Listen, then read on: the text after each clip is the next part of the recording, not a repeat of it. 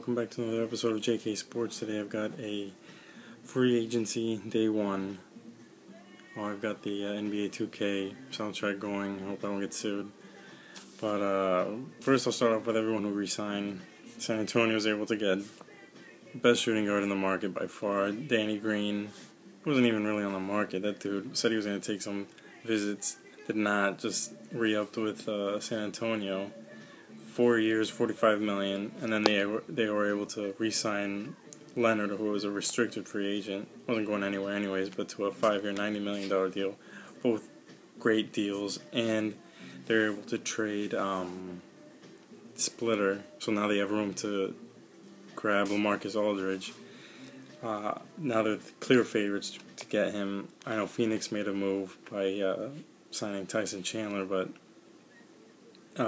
he's from Texas. San Antonio's a perennial contender, so I think they'll be hard to beat. Then Cleveland was able to re-sign Kevin Love to a 5-year, $110 million deal, which is that's really high. But you traded Andrew Wiggins for him. What are you going to just not? You're not going to even negotiate. You're just going to give him what he wants, and he's worth it when he's healthy. Obviously, his health issue had nothing to do with him. It had a lot to do with Kelly Olynyk ripping his arm out of his socket. But this one I had to take a double take. Shumpert, 4 years, $40 million deal. No, I mean, the only reason it's acceptable is because the shooting guard market is horrible, is garbage. Aaron Aflalo is one of the best shooting guards on the market. That's all I have to say. But again, if LeBron approved this deal, then what are you gonna do? New Orleans, they extended Anthony Davis to a 5-year, $105 million deal. That's the biggest contract in NBA history. Anthony Davis, in my opinion, was the best player last year. So huge, sign him. That's easy done deal. Great move by New Orleans. I think that contract leaves him there until like 2022 or some ridiculous year. And then they were able to re-sign Ajinka for 4 years, $20 million, which is a great deal for his backup, Davis's backup, and he's a good backup center, which leaves, I guess, Omer Asik out. Ashik, I heard it pronounced a million different ways, but I don't see any way of him returning to New Orleans. Then Atlanta, after having a bit of a scare with Orlando, was able to re-sign Paul Millsap to a 3-year, $58 million deal with a player option on the 3rd year. That is a huge deal for Millsap, but again, if Atlanta's going to continue trying to contend in the East, you need Millsap, and they took a big blow with, I'll get into that later. Milwaukee re-signed Chris Middleton, young, 3-point shooting defender, great size for shooting guard. I'm on board with that. I'm on board with all these extensions and re-signing deals. Miami re-signed Dragic for a 5-year, $90 million deal. I thought that was a bit high. I know he's really good on offense, but you got to do what you got to do. All the time, every free agent contract is usually an overpay, and since the cap is going to be rising exponentially, it's not that big a deal anymore. It's not going to really lock up your roster with some of these deals. And also, Deng opted into his contract, so Miami's in a good spot, and Wade is mulling over 2 offers from Miami, whether it'll be longer for less years or shorter for more money. No, that didn't make any sense. Longer for less money or shorter for more money a year. Then Phoenix extended Brandon Knight, 5 years, $70 million, same contract as Middleton. Also on board with that move. Now where it gets interesting, some players who actually left their team. Come on, that's what we're here about. DeMarre Carroll to Toronto, 4 years, $60 million. That is ridiculous, honestly. And I saw a stat that most of it, like 80-something% of his field goals came off assists, and Atlanta was the had the best assist percentage in the league, and now he's going to the third worst. If I'm playing fantasy, I'm not going to be picking him up. But he's a good defender. That stuff doesn't show up on the stat sheet. And, Toronto does have to overpay their free agents, bringing people up to Canada and paying those extra taxes. It's another, you got to do what you got to do, but that is clear overpay. Tyson Chandler, I don't mind them Phoenix acquiring Tyson Chandler, but 4 years, $52 million. He's 33 by the start of the season. I mean, he had one of his best rebounding years. I have to check if it was the best. But 33, and he's had issues, injury issues. But you know what, Phoenix, you need to start getting relevant, and that is the way to do it. He's a defensive monster, and he's a leader. And they were able to bring him in on the LaMarcus Aldridge, presentation. They try to give him the whole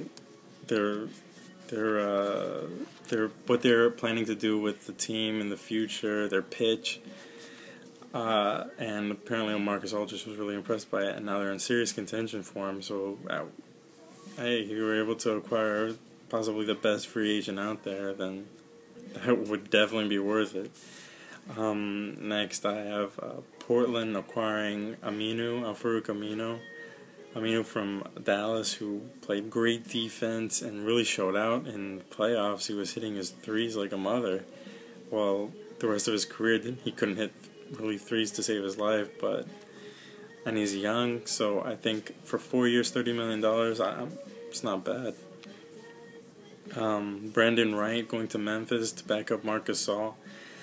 I mean, Gasol is expected to resign. He's not. I don't even think he's taking any visits. So, Brandon Wright for 3 years for $18 million. That is a bargain. I really like what Memphis is doing there. This one is a questionable one. Amir Johnson to Boston, 2 years, $24 million, $12 million a year, essentially, to Amir Johnson.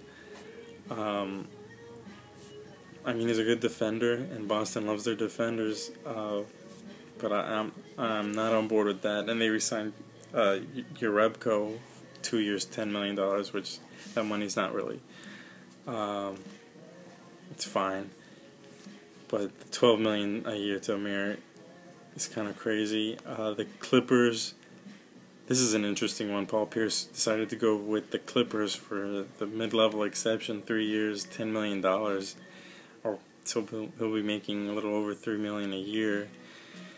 And it said that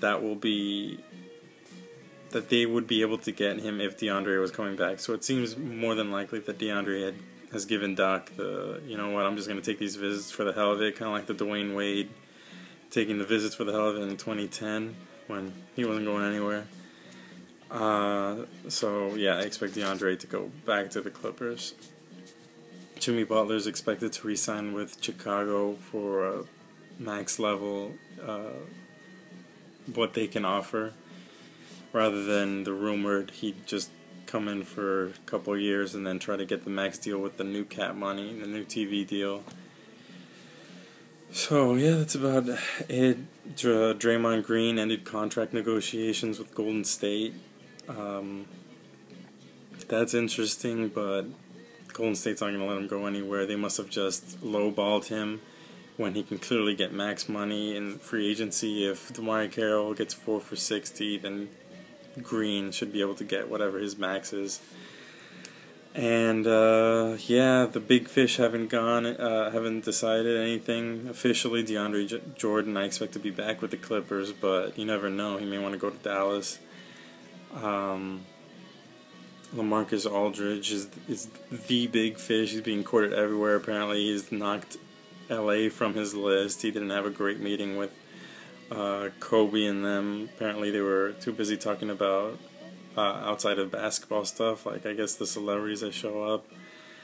Not so much about actual basketball, which is his main interest, which that's interesting. I mean, for LA to go that route, but LA and New York, they want to pitch the whole thing. I imagine that was had a lot to do with what New York did in their 2010 pitches to all those free agents. And then Greg Monroe. I'm really hoping the Knicks get him. He's young. He averaged a double-double last year. But he's apparently, Portland is in it if they don't get Aldridge, and Milwaukee's now heavily in it. It'll be interesting, and New York has already met with him, so he's got their contract offer. And Tobias Harris is another young guy who should get his max. Of course, I don't know if you guys know this, but if you've been in the league a certain amount of years, you get a certain max. That's why Carroll and Leonard and all these dudes can get $90 million or $6 million over so many years. Carroll's going to average around $20 million a year, whereas Monroe and Tobias, I believe, can only average around $16 million, I think. Correct me if I'm wrong, but I believe that's the case. And then after Aldridge and DeAndre Jordan, I think a lot of free agents are in a holding pattern until those two sign, and then you'll see Greg Monroe and Harris, and then Robin Lopez and Wesley Matthews. But, that's about it. Let me know what you guys think. San Antonio clearly do an amazing job keeping their core together. But, that's about it. And someone please let the Knicks know that free agency started today.